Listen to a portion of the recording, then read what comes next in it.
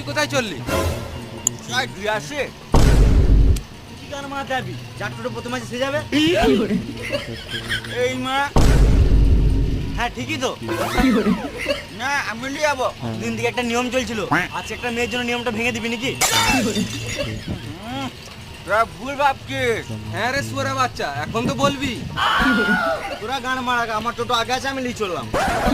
গল্প শোনা টোটোটা যাবে না তুই বলার কে রে মারা তোর বউ ওঠে নাকি হ্যাঁ তোর বউ ওঠে কি হলো লাইন বাই লাইন হ্যাঁ চলো বৌদি চলো